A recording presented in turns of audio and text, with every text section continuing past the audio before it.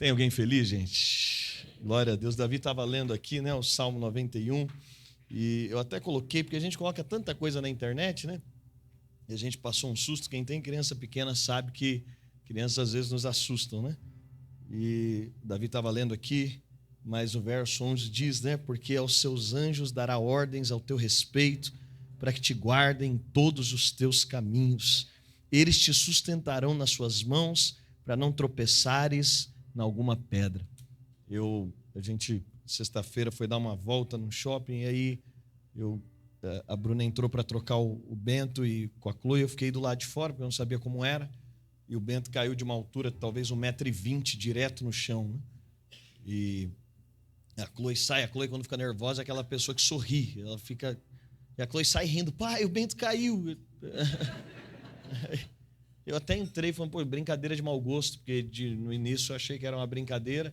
Na hora que eu cheguei lá, a Bruna estava chorando, né? Aquela coisa de mãe, né? Que tinha acabado de cair, ela estava chorando. Eu falei, Bruna, calma, vamos por etapa. O problema aqui é ele agora, né? Tentando acalmar ela ali. E graças a Deus a gente foi para o hospital e chegamos lá, né? Já percebemos que não tinha tido nada, ele só estava com uma marquinha na testa, inexplicavelmente, porque uma criança cai sem se proteger, obviamente, né?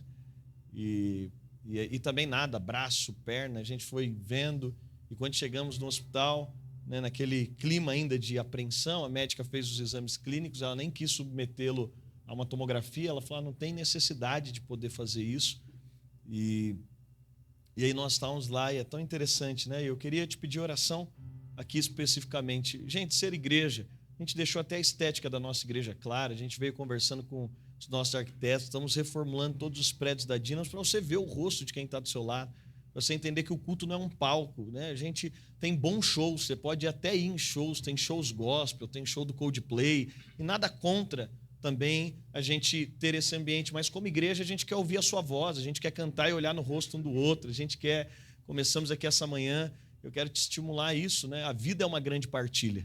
O dia que você parar de partir, você perdeu o significado da vida. A vida é doação, é partilha, é abraçar alguém, é mais que ser animado, é animar, é mais que receber, é dar.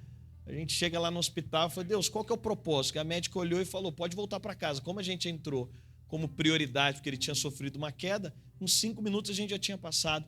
Aí a Bruna falou, nós estamos aqui, e eu queria que você anotasse esse nome para o senhor. Ela falou, nós estamos aqui, e uma amiga do meu pai, um casal, eles deram a entrada com uma bebê de 1 ano e 2 meses, perfeita, ela sofreu uma convulsão, eles deram a entrada, essa bebê está 13 dias internada, descobriu-se que ela teve uma otite que os pais não repararam, aquilo virou, Henrique, uma bactéria, que virou uma meningite, eu não entendo os médicos aqui, eu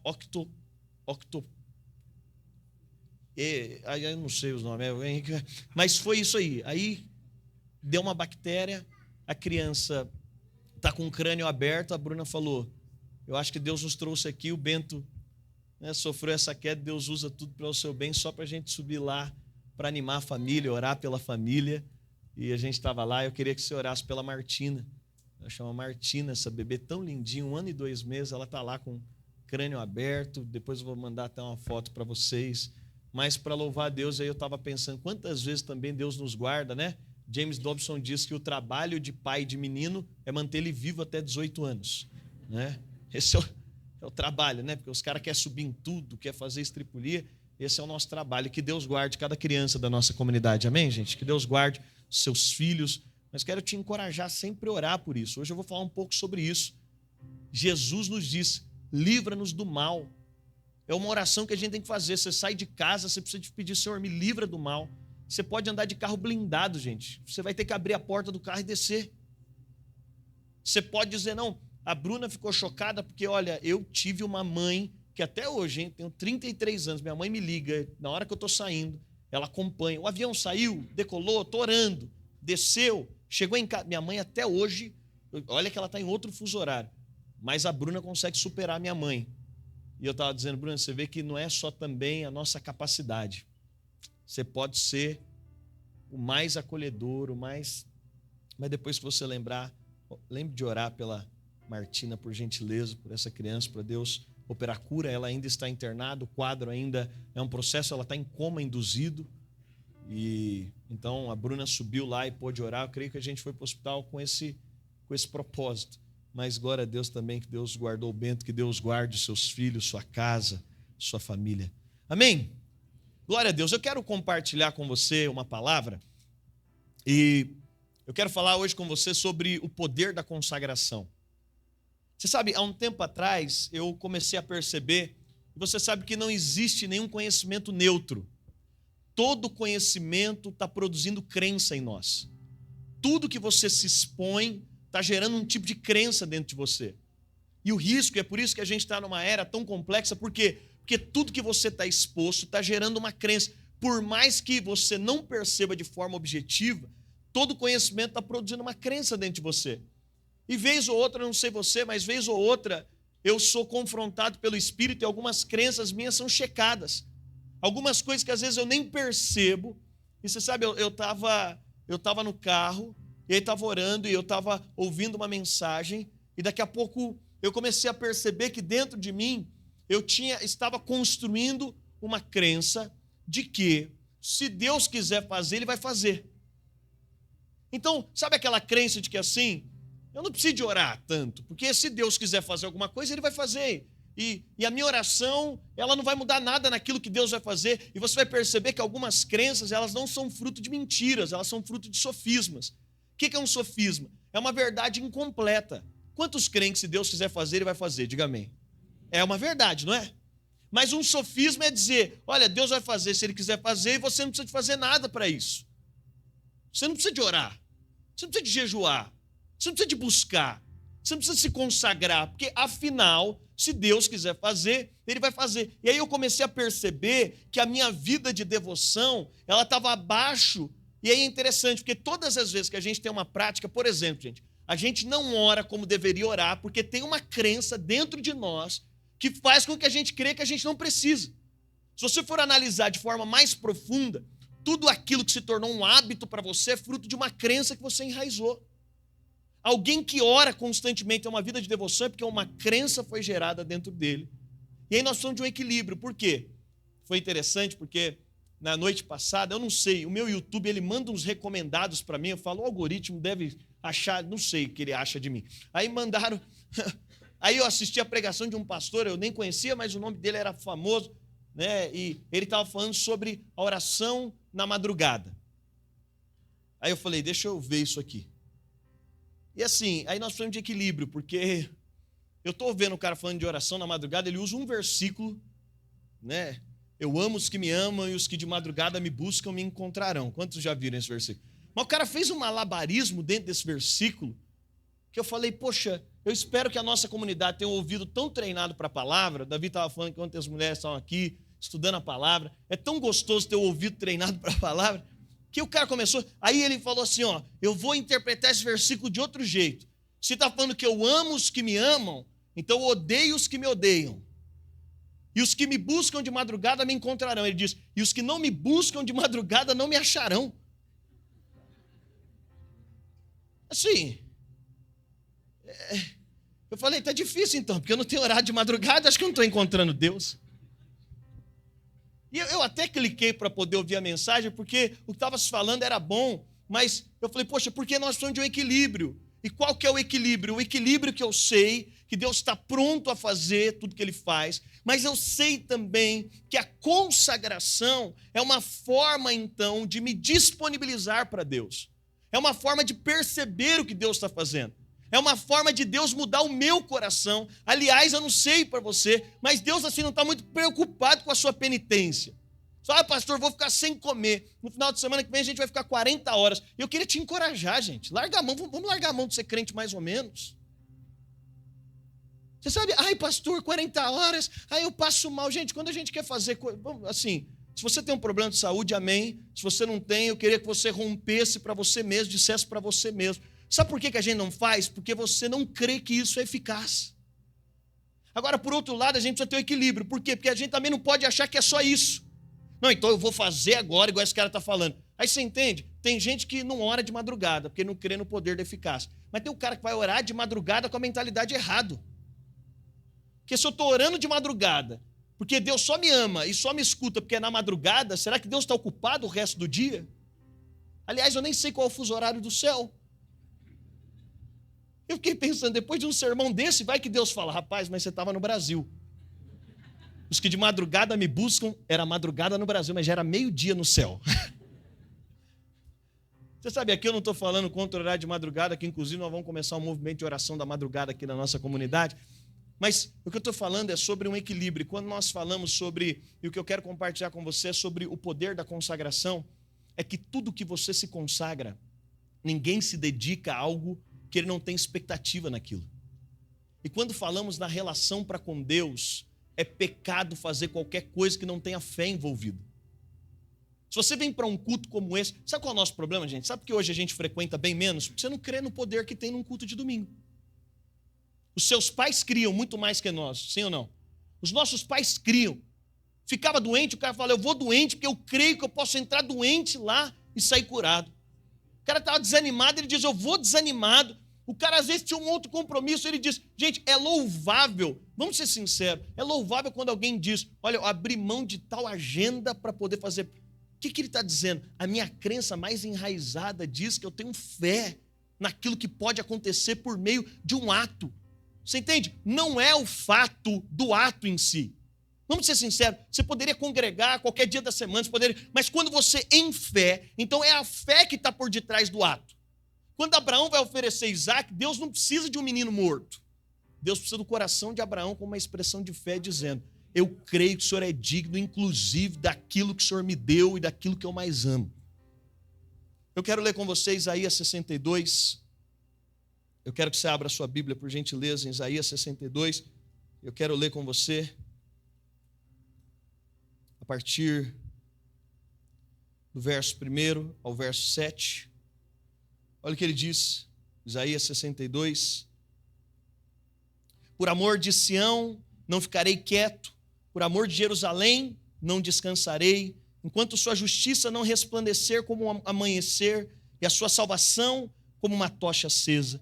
As nações verão a sua justiça e todos os reis a sua glória. Você será chamada por um novo nome que a boca do Senhor designará. Verso 3, você será uma esplêndida coroa na mão do Senhor. Quantos recebem essa palavra para você também?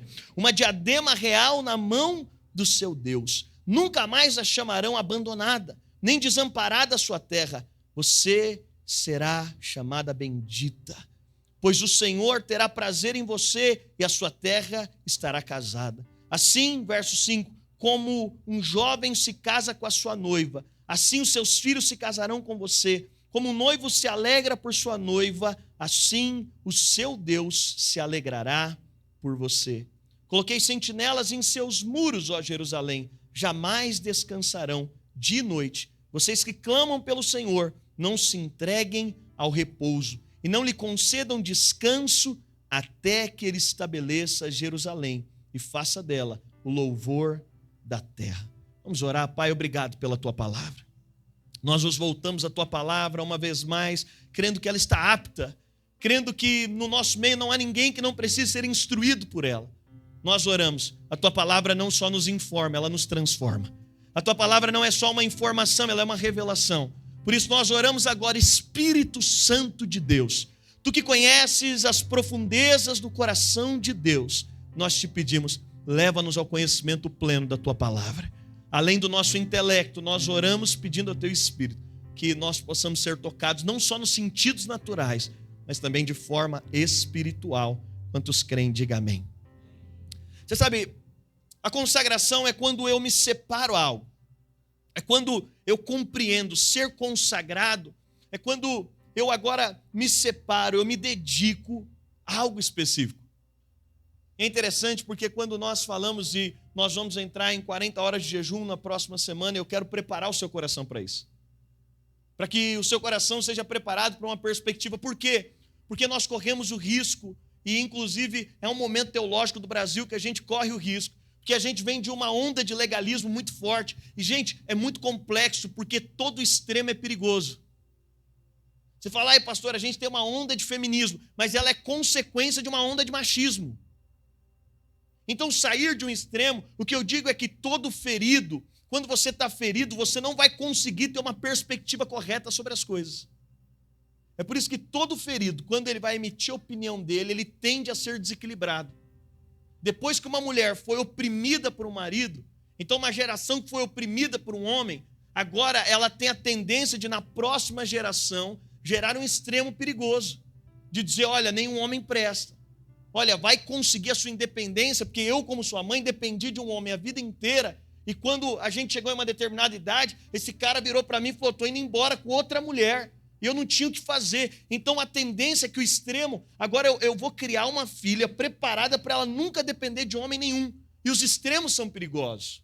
E quando nós falamos também sobre o momento teológico que vivemos, ele também é perigoso. Por quê? Porque pós um momento de legalismo, que as pessoas jejuavam e oravam, tendo aquilo como legalismo. Então, o cara não ora porque ele quer conhecer mais de Deus, porque ele está inclinado àquilo. Ele ora porque ele tem medo, ele ora, ele jejua. E o jejum dele, eu digo para você, quantas vezes eu mesmo jejuei e depois, avaliando a minha motivação, eu falo, puxa vida, eu acho que eu fiz e talvez não era da maneira correta, talvez eu fui encorajado, igual eu fiquei pensando, alguém que escuta uma oração, uma palavra da oração da madrugada dessa no final, o cara ora de madrugada.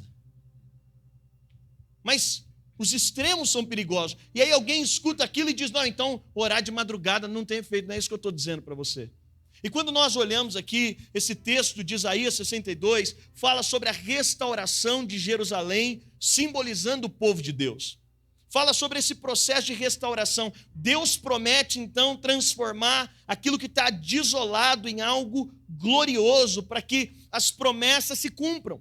E aqui nós vemos a oração, a consagração, a devoção como elementos fundamentais desse processo de transformação.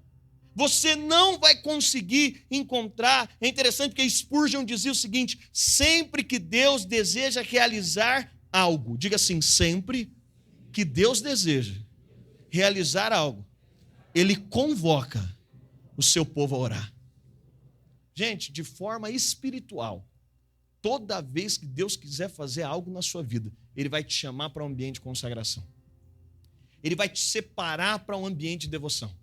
Toda vez que Deus quer fazer algo, Spurgeon diz o seguinte, toda vez que Deus quer gerar algo, Ele convoca um povo para orar. Ele chama um povo. Percorrendo a palavra aqui de Isaías 62, nós encontramos motivos para nos consagrar. E o que eu quero aqui te encorajar é erradicar essa ideia de que se Deus quiser fazer, Ele vai fazer mesmo.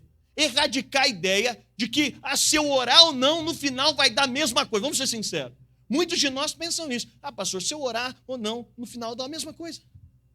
Eu estava lá, eu te disse então, desce o pai da criança, e eu estava dizendo para ele, cara, tem um poder na oração. Ontem eu estava no Rio de Janeiro, e tem um casal, ele chama Philip e René Murdoch. E eu queria até, nós vamos mandar até no grupo da igreja, quem sabe a gente não consegue fechar uma sala de cinema a partir do dia 20.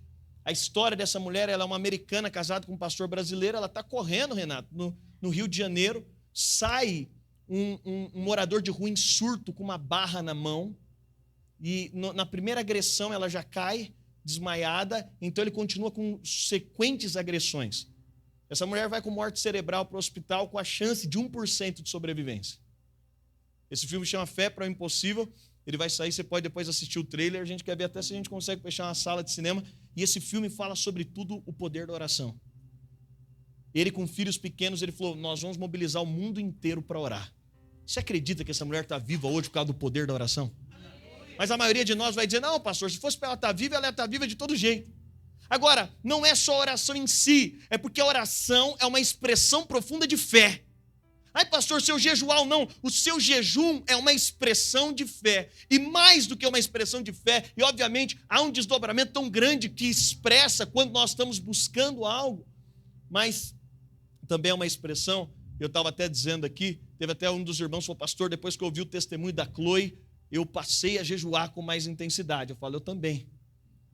Porque eu estou lá em casa e a Chloe está uma mãe brilhante, uma mãe de pet brilhante, porque a cachorra está maravilhosa, Davi, ela faz as coisas no lugar, só tem um problema, às vezes ela come o que ela faz.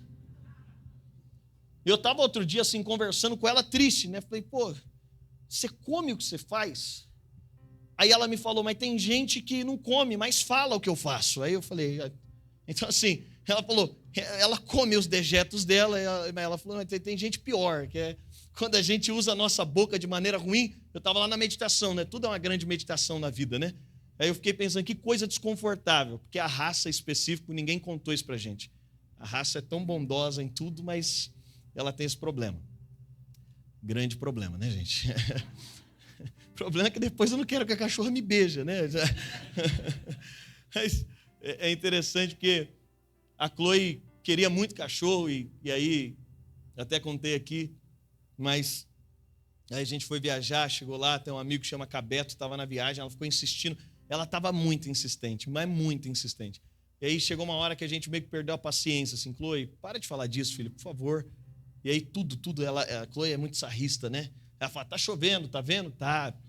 Se eu tivesse um cachorro agora ia estar sol. Ela foi usando disso. Esse amigo falou, cara, ora, porque Deus tem um poder de convencer o coração. Deixa eu dizer para você, se a Chloe não tivesse jejuado, ela não ia ter um cachorro. Eu falei, filha, você está entendendo o poder da consagração? E com isso, o que eu quero dizer com você? Aí ela vai lá, gente, a gente não queria, mas de jeito nenhum. Eu não queria nada e a Bruna menos 10. E as mulheres sabem, quando a mulher não quer uma coisa em casa, irmão, não vai acontecer. No 8º dia, a Chloe foi falar de cachorro, era o 8º dia de jejum. A Bruna, quando a mãe, sabe? Mãe às vezes tem que gritar, né? Não sei se toda a casa. Mas mãe às vezes tem que falar mais alto e tal. A Bruna falou, Chloe, para de falar disso. Não me importuna mais com essa história. Você pode até sair desse jejum. Aí depois, né, eu fui para a sala, a Chloe estava meio contristada, assim. Eu falei, não, Chloe, vai na boa. Você vai parar o jejum? Ela falou, não, pai, eu vou até o final. Eu falei, então... Aí no 9º dia a Bruna fala, eu vi um cachorrinho. Mulheres são maravilhosas, né? No 8º, isso é mulher. No 8º dia ela gritou, no 9º ela falou, eu vi uma raça que eu acho que é legal. E no 10º dia a gente está lá pegando o cachorro, e o mais extraordinário é que a gente pesquisou onde tinha o pet shop que tinha, e poderia ser qualquer lugar de São Paulo, do estado de São Paulo, mas o lugar estava a 5 minutos da minha casa. E a gente está lá, e o cachorro está em casa, e você sabe, quando eu estou olhando isso, Deus está dizendo, isso aqui é uma expressão de maturidade. A consagração é uma expressão de gente madura. Você vai ver que todo cristão imaturo tem problema de falar dessa pauta. Todo cristão imaturo vai querer, a nossa imaturidade vai querer desprezar o que é uma chave espiritual, que é um meio de graça para que a gente possa acessar esse lugar. Todo cristão imaturo vai invalidar isso. Vai invalidar uma prática de jejum, de oração. Por quê? Porque isso é uma expressão de maturidade. Alguém que amadureceu sabe para onde recorrer diante das áreas da vida. Alguém que é maduro sabe o lugar que vai. E aqui então nós vemos a restauração. Então Deus falando sobre a restauração de Sião. E quantas vezes nós precisamos de restauração, sim ou não, gente? Às vezes você precisa de restauração no seu casamento, na sua área financeira. Às vezes você precisa de restauração do seu coração. E aqui eu quero me atentar no verso 6 e 7, falando então aqui 6 aspectos do poder de se consagrar. Porque ele está dizendo para Sião, e aqui também nós podemos nos colocar nisso, ele está dizendo, olha, eu vou restaurar você. Eu vou, agora, as nações verão, né, e todos os reis verão a sua glória. Você será chamada por um novo nome. Você será esplêndida coroa na mão do Senhor, uma diadema real na mão do Senhor. O que eu quero te dizer é o seguinte, tem palavras, promessas, tem realidades que Deus quer liberar sobre a nossa vida, que nós acessamos por meio da consagração. Nós acessamos por meio de um lugar de dizer, eu vou ficar nesse lugar até ver Deus fazer. Inclusive sobre coisas que Deus vai fazer. E por quê? Porque a nossa consagração não é um método de transformar Deus. Deus não está lá dizendo, insiste um pouco mais, eu vou trabalhar um pouco mais, para ver se eu ajunto um pouco mais para poder resolver seu problema. Não, a nossa consagração é uma expressão de maturidade. É uma expressão que a gente está preparado para receber aquilo que Deus quer fazer. É uma expressão de que dentro daquilo que Deus nos falou, a gente não está abrindo mão daquilo que Deus nos falou. Sabe, tem algumas coisas que Deus falou que você vai ter que ser insistente naquilo que Deus falou. Você vai ter que persistir naquilo que Deus prometeu. Você vai ter que ir um pouco mais naquilo que Deus falou. Você vai ter que guardar uma palavra que Deus falou. Sabe, e quando nós olhamos, eu quero me atentar aqui na exposição do verso 6 e 7. Ele diz, coloquei sentinelas em seus muros, ó Jerusalém. Jamais descansarão. Dia e noite, vocês que clamam pelo Senhor, não se entreguem ao repouso. E não lhe conceda descanso até que ele estabeleça Jerusalém e faça dela o louvor da sua terra. Sabe, um primeiro aspecto sobre a consagração é que a consagração precisa ser uma consagração cheia de expectativa. E essa expectativa aqui, você pode dizer, cheia de fé. Olha o que ele diz: sobre os teus muros, os guardas jamais se calarão, nem de dia, nem de noite. Sabe, quando ele está falando então que ele colocou sentinelas sobre os muros, ele está falando de um lugar de vigilância. Ele está falando de um lugar de sensibilidade espiritual. Esse ambiente de devoção deve ser constante e atento, sempre aguardando a intervenção de Deus. Esse lugar de sentinela é um lugar de proteção espiritual. É um lugar que eu estou sensível. Gente, a gente trata como se tudo fosse natural. É ou não é? A gente trata como se tudo fosse normal. Deixa eu dizer para você, o reino espiritual é mais poderoso que o natural. E qual que é o problema? É que a gente aprende a lidar só de forma natural. Às vezes você está lidando com uma situação que é o diabo que está intervindo, trazendo confusão. Às vezes, se você já andou com gente espiritual, você sabe, gente espiritual, eu tenho medo de quem diz para tudo que Deus falou. Quem diz que Deus falou tudo, irmão? Porque eu creio que Romanos 12:2, a Bíblia diz que Deus é renovar a nossa mente. Ai, pastor, eu vou casar com quem? Tem gente que Deus fala, você vai casar com fulano. Mas tem gente que Deus nunca vai falar. E você vai escolher, porque com a mente renovada, você tem a mente de Cristo para escolher de forma coerente. Que carro eu vou comprar? Deus mandou comprar o azul. Eu tenho medo de quem Deus mandou tudo. Mas eu tenho medo também de quem nunca disse que Deus mandou nada. Porque a gente tem que ter um equilíbrio. Agora, com a mente de Cristo, eu não preciso, assim, você pode orar por tudo, mas não necessariamente você tem que dizer, olha, Deus mandou comprar o carro azul, mas às vezes Deus vai falar, ó, vai nesse lugar porque tem um propósito para alguma coisa. Mas o fato é o seguinte, esse lugar de sentinela é um lugar de quem tem percepção espiritual, é de quem entende espiritualmente. Esse lugar de sentinela, algumas coisas vão acontecer na vida da sua família, às vezes você vai ter uma percepção sobre seus filhos, e às vezes uma oração muda uma chave.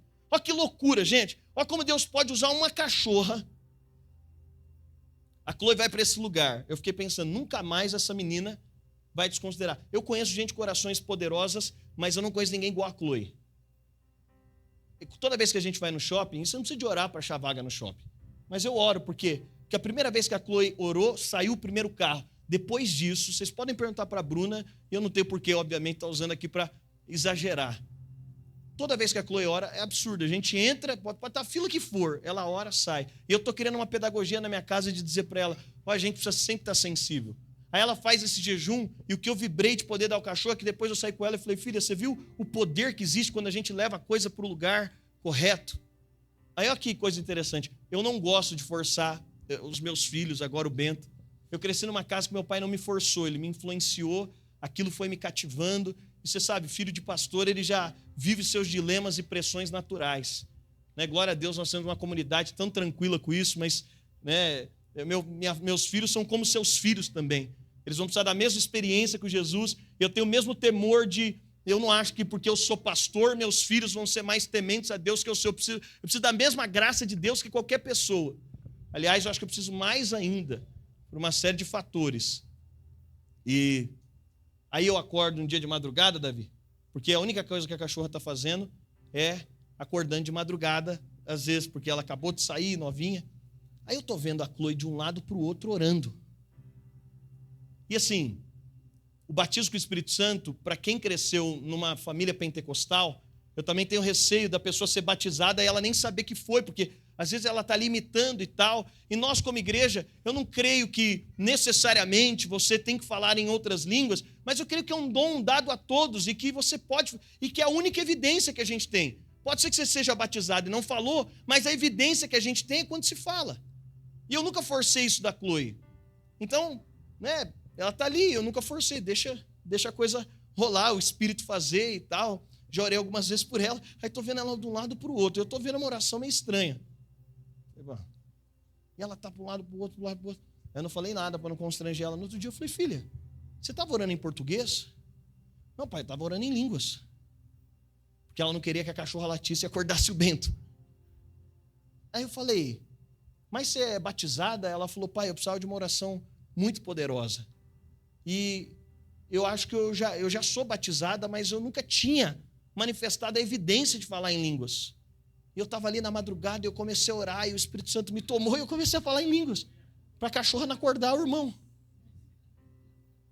Agora, eu não sei, tem gente que foi batizado no meio de um encontro poderoso, que desceu um helicóptero, você viu um anjo.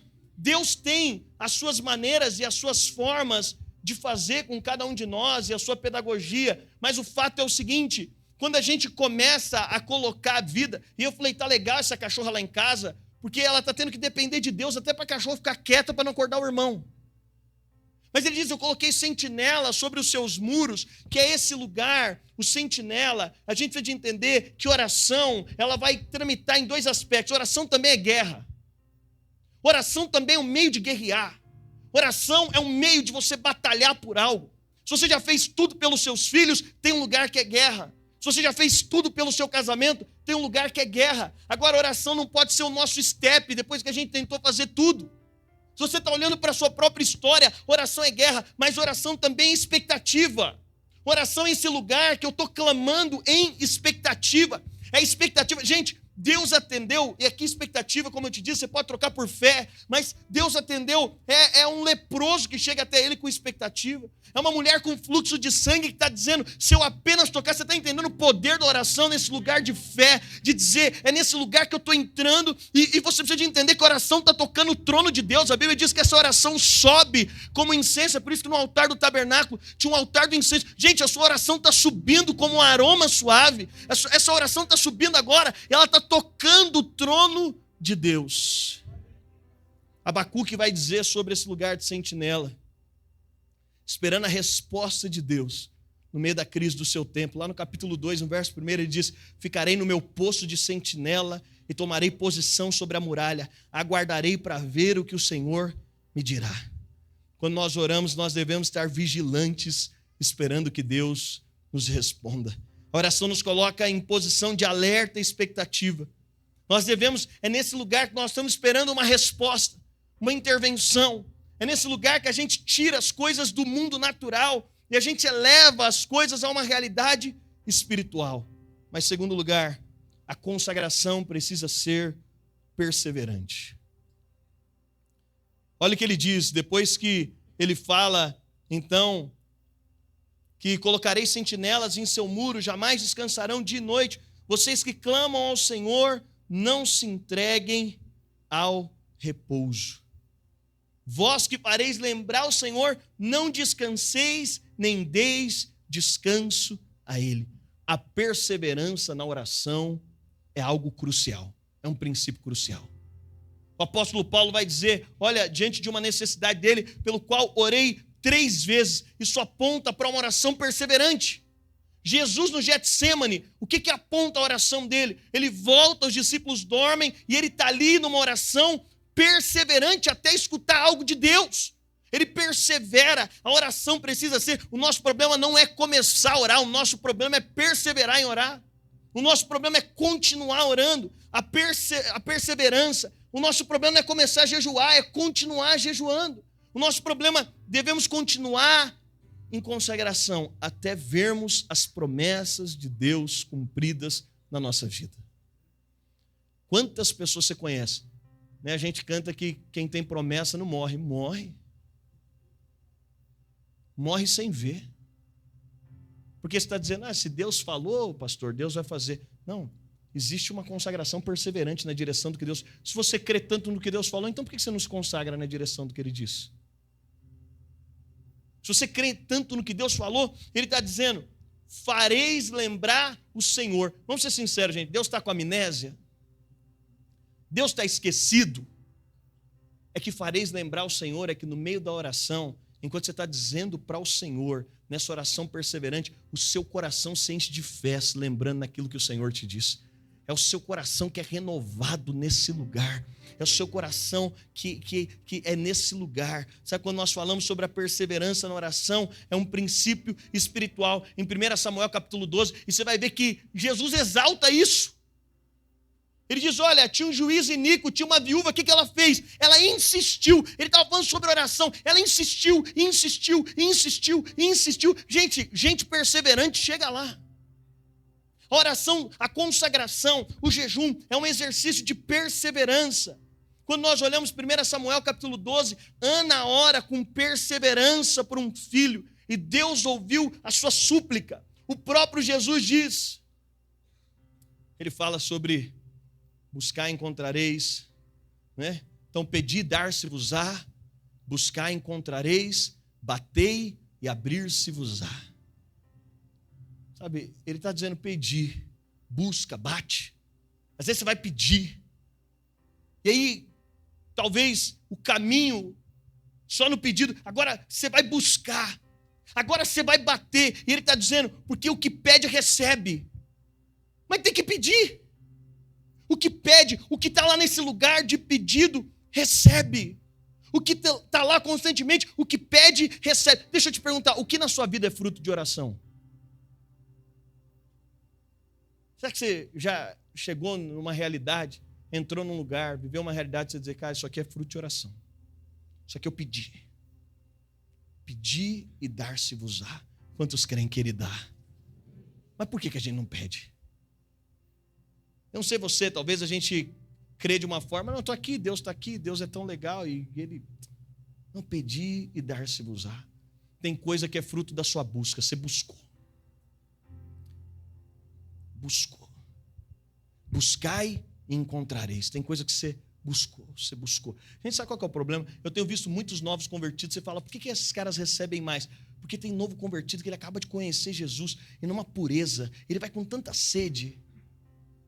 Outro dia um novo convertido me mostrou uma realização profissional dele, falou, pastor, olha o que Deus fez. Aí eu fiquei pensando, o cara estava orando por isso, ele estava orando por aquilo, e Deus deu, e aquilo é resposta de oração, aquilo anima a fé dele, aquilo fortalece a fé dele. Agora o nosso problema é que você conhece Jesus há tanto tempo, você perdeu essa perspectiva de quando você pede, ele dá, quando você busca, você encontra. Batei e abrir-se-vos-á. Gente, tem porta que vai estar fechada, você vai ter que bater.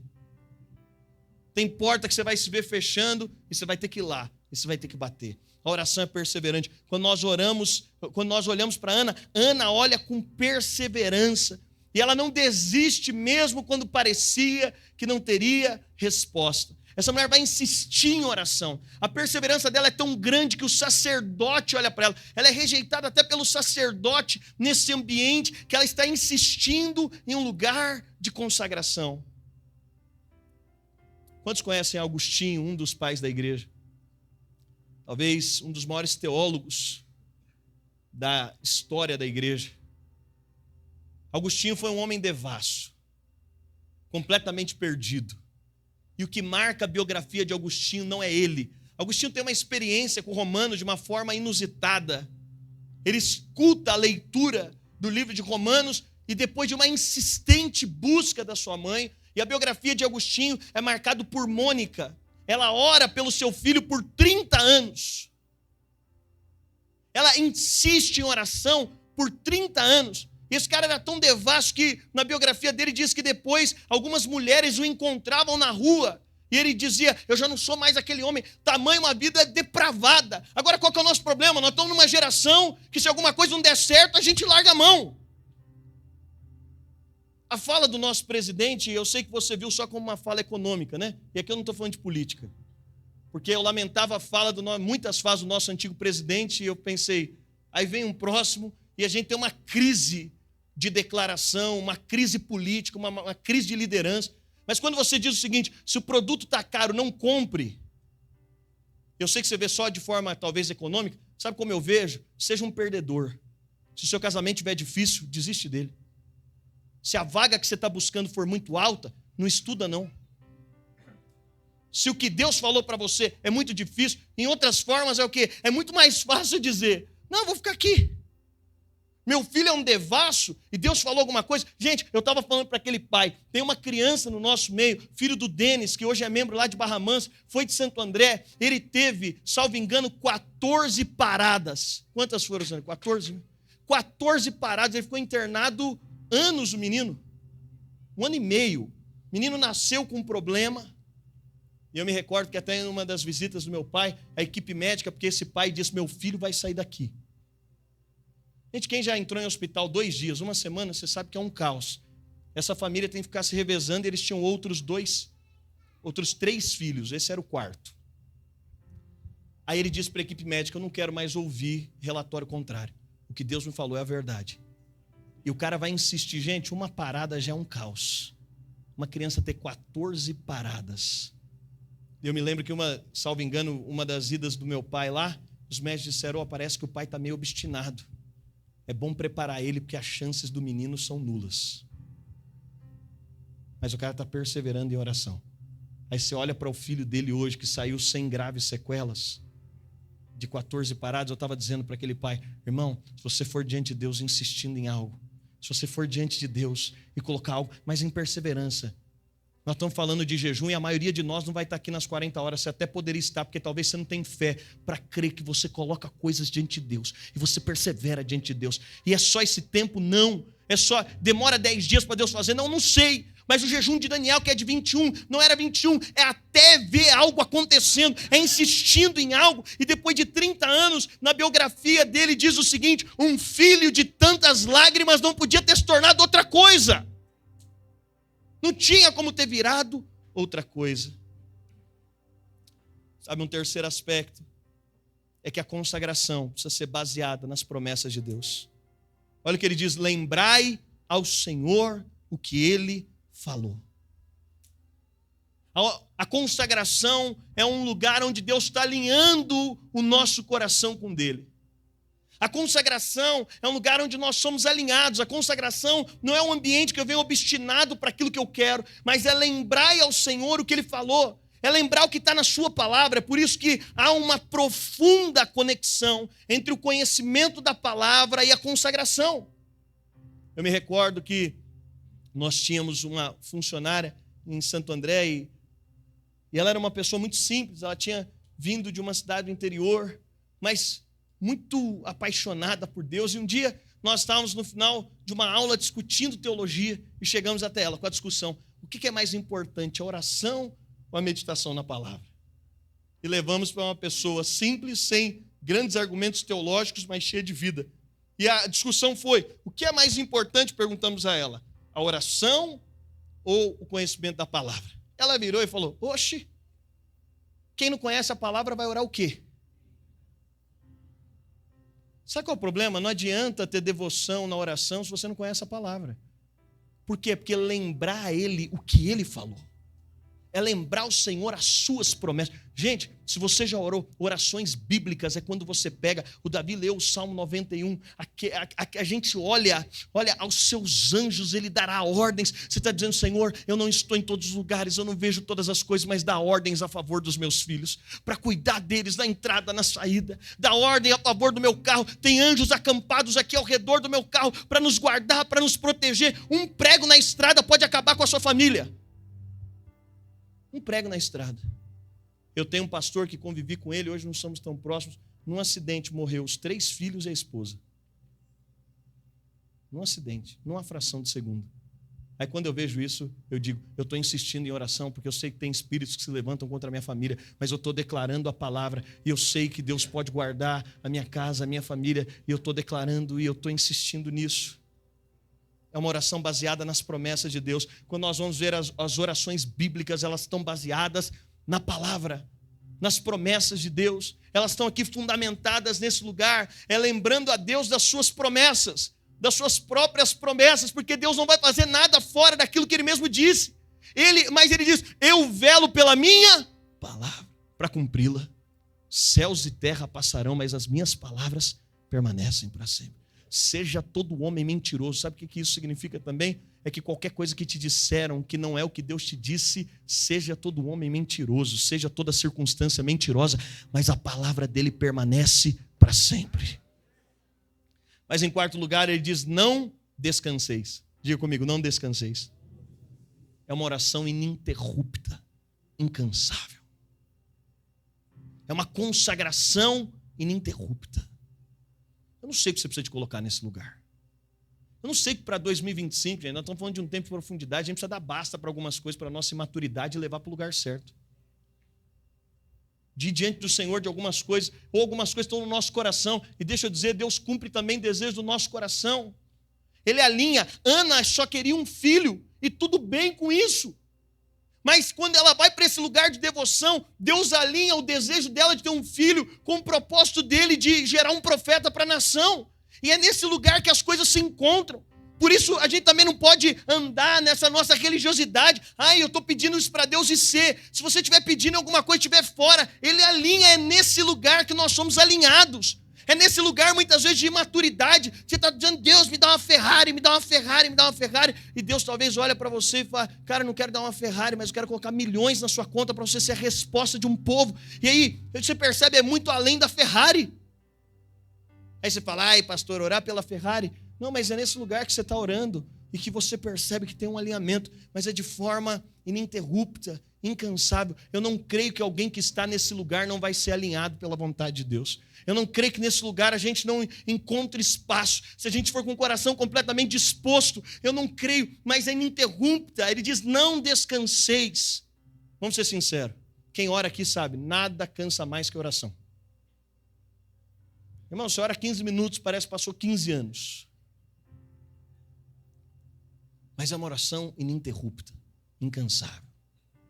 É uma insistência. Sabe, é interessante quando nós vemos a figura de Jesus no Getsemane. Nós vamos ver algumas características de uma oração ininterrupta, incansável. Ele precisava de uma resposta de Deus. E é interessante porque Jesus foi com uma perspectiva de vontade numa direção e ele é alinhado a essa vontade ali no meio do caminho. Ele agora vai perceber o que Jesus está insistentemente pedindo. Me afasta esse cálice. O que Deus está dizendo para ele?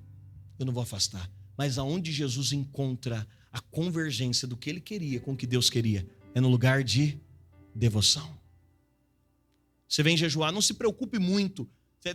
Tem gente muito preocupada. Pastor, vou colocar um alvo. Ele está muito preocupado antes para ver se o alvo... É óbvio, você precisa conhecer as escrituras, porque aí você vai eliminar o que é antibíblico. Mas algumas coisas estão no seu coração. E é nesse lugar de devoção que a sua vontade natural encontra a vontade do Pai. E você encontra força para se submeter. Essa oração de Jesus, ela é um lugar que precisa ser incansável. Por quê? Porque Pedro está dormindo, porque cansa. Estava frio. A Bíblia vai dizer que a gente vai entender que está frio, porque um pouco depois a Bíblia vai falar que Pedro está se aquecendo no braseiro. Estava frio naquela noite. Orar no frio é mais difícil, né, gente? Jesus estava chorando. Jesus está soando gotas. Vamos ser sinceros. Esse cara descobriu, tem um lugar que eu vou insistindo. Você já soou gota de sangue por alguma coisa? Você já foi num lugar de profunda devoção? Sabe, quando nós estamos olhando, nós vemos que Deus exalta isso. Deus nunca rejeitou isso, Davi. Ana está parecendo bêbada, ela vai receber a resposta. Ela está ali no ambiente de profunda devoção. Um centurião vai dizer para Jesus, eu creio tanto no que você pode fazer, que basta uma palavra que sai do seu trono agora, que lá vai ser curado. Uma mulher está rompendo a multidão para dizer, se eu apenas tocá-lo, um cego Bartimeu está gritando, Jesus, filho de Davi, tem compaixão de mim. Jesus para tudo para dizer, eu preciso de ouvir esse cara. Uma mulher chega para ele, insiste, os discípulos dizem, ele não vai te atender, ele insiste um pouco mais. Jesus diz, eu não vou deitar o pão dos filhos para os cachorros. Ela continua insistindo, e ele diz, eu nunca vi tamanha fé em todo Israel. Por quê? Porque essa mulher está dizendo, eu estou insistindo, e Jesus está dizendo, eu não vou te atender, e ela está insistindo, e ele está dizendo, olha, se vocês que são maus sabem dar boas coisas aos vossos filhos, quanto mais o vosso Pai. Deixa eu dizer, você não está liberado para parar.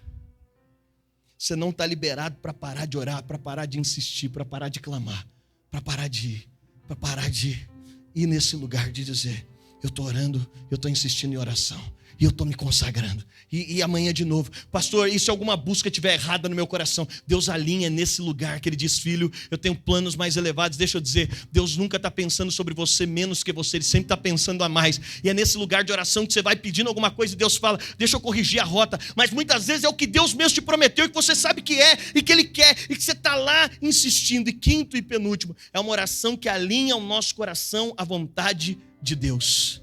E é o que eu te disse aqui. É nesse lugar do Getsemane, é nesse lugar de alinhamento, é nesse lugar a oração eficaz é aquela que busca a vontade de Deus acima de tudo. É uma oração de rendição à vontade de Deus, de confiança na sua soberania, de entrega completa, mas de saber, eu estou aqui, Deus, para cooperar com aquilo que o Senhor quer fazer. Mas aí ele diz, e aqui para finalizar, Para finalizar, gente. E não lhe concedam descanso, até que. Diga comigo, até que. Não, com mais autoridade, a gente está acabando de dizer, até que. O que você já orou até que? O que você já clamou até que? Sabe qual é o nosso problema, gente? É que Tiago diz o seguinte: aquele homem de duplo ânimo não espere receber algo do Senhor, porque ele é como a onda do mar. Sabe como é que é a onda do mar? Vai. Mas aí acontece qualquer coisa, o que a onda faz? Volta. Não é uma oração que vai e volta. É um posicionamento de sentinela num lugar dizendo: eu vou ficar aqui até que. George Miller foi um homem muito marcante na história, um avivalista moderno. Diz que ele orou por décadas por 2 amigos e ele não viu os amigos se convertendo. Mas o primeiro desses 2 que não se converteram durante a insistência. Ei, mãe, deixa eu dizer, a insistência de oração pelos seus filhos pode colocar os seus filhos nos melhores lugares. A insistência, marido, de oração pela sua esposa. Irmão, você nunca orou pela sua mulher? Ai, pastor, a personalidade da minha esposa. Irmão, vai para o lugar de oração. Davi falou, dia 26 a gente vai começar um discipulado para os homens aqui. Se depender da sua oração, sua mulher é o quê? Vai se tornar o quê? Irmã, a persistência em oração pela sua casa. Ei, empresário, a persistência em oração. Você acha que dinheiro é importante? Então você precisa de orar por isso. Colocar em consagração, em devoção, em jejum. É nesse lugar até que o primeiro amigo de George Miller, depois de décadas que ele não viu, se converte no velório dele. Se converte quando ele morre. E o segundo se converteu no seu funeral. Ele é um homem que deixou um legado de orações respondidas. Um livro de orações respondidas. Para orar com você nessa manhã. A gente vai entrar em 40 horas de jejum e eu quero te encorajar. Nós precisamos ser gente como sentinelas, que trata as coisas como espiritual. E aqui eu não quero falar isso de maneira leviana, mas eu quero te encorajar. Semana que vem a gente vai estar em 3 programações. Sexta, 20 horas, sábado, 19 horas e domingo nos nossos cultos. A gente para de comer na sexta, para de comer líquido, sólido na sexta, e só fica com líquido durante 40 horas. Pastor, eu nunca jejuei na vida. Vamos embarcar a primeira vez, você consegue. Tenho certeza disso, você não vai morrer. Você só vai passar muita vontade. Aí você vai lembrar que eu estou nesse lugar de consagração. E aí você vai colocar ali alvos. O primeiro alvo que a gente está colocando é conhecer a Deus em profundidade nesse ano. É ter os nossos olhos abertos para conhecê-lo em profundidade. Mas nós vamos orar até que. Deixa eu dizer, Deus não está com a agenda cheia e nem está ocupado demais. Posso falar? Nós precisamos sair da letargia de achar. Se Deus quiser, Ele vai fazer. Sabe o que eu quero dizer para você? Esse ano você vai viver o ano de orações respondidas. Esse ano você vai viver um ano de jejuns respondidos. Se tem alguma coisa na sua vida que não tem acontecido, a promessa para Jerusalém é: eu te farei como uma coroa, como algo glorioso. Deixa eu falar, coisas vão acontecer na sua casa nesses dias. Nós vamos entrar em 40 horas de jejum e consagração como igreja. Lá no domingo a gente vai entregar, e eu queria que você não entregasse sozinho. Abre a porta da sua casa, marca o restaurante com alguém, vai todo mundo para casa de alguém, vamos terminar junto, mas como uma igreja que celebra esse lugar. Eu estou subindo num lugar de sentinela e Deus vai fazer. Eu estou fazendo declarações sobre essa igreja. Sua família vai se converter nesse ano. Suas finanças, vai viver um ano de prosperidade. Talvez você está ouvindo a realidade do Brasil, mas nós passaremos pelo meio da crise vendo a provisão sobrenatural de Deus. Deus não está com a agenda cheia, nem ocupado demais. E quando nós olhamos, e aqui eu quero encerrar essa manhã, lembra de Jacó? Jacó está dizendo: eu não vou te soltar até que o Senhor libere aquilo que o Senhor falou. Esse cara é tocado na coxa, porque ele está falando: eu não vou te soltar. Gente, nós precisamos de voltar para esse lugar é espiritual, de dizer: Deus me falou uma coisa e eu vou insistir naquilo que Deus disse, eu não te soltarei. Você lembra de Moisés? Moisés faz uma oração tão ousada quando Deus falou: Moisés, eu vou matar todo o povo. Moisés faz uma oração tão corajosa que ele diz: risca o meu nome do livro da vida. Deus está falando: cara, eu vou matar todo mundo e da sua posteridade eu farei. Ele diz: risca o meu nome do livro da vida. É uma oração ousada, uma consagração intensa. Lembra de Abraão a favor de Ló? Eu gosto dessa oração. Ele diz: e se tiver tantos, aí eu vou destruir. E se tiver, esse cara vai insistindo em oração como amigo de Deus, até que Deus diz: então não vou destruir, eu vou tirar Ló da cidade, antes da destruição acontecer. A minha pergunta é: o que você está se consagrando? Qual é o muro que você está como sentinela? Nós vamos entrar e essa semana eu quero que você se prepare. Come tudo que você pode para ficar as 40 horas sem comer. Vai. Mas sexta-feira nós vamos estar aqui reunidos. Eu quero te conclamar. Pastor, eu não estava nem sabendo. Deixa eu dizer para você, melhor que qualquer outro lugar que a gente tem para ir. Nós vamos passar 40 horas em devoção. Nós vamos abrir aqui na sexta-feira para dizer, eu estou subindo para um lugar de oração. Eu estou subindo para uma torre de vigia. Eu estou subindo para uma torre de oração para insistir diante de Deus naquilo que eu creio que Deus vai fazer. Será que a gente pode de maneira mais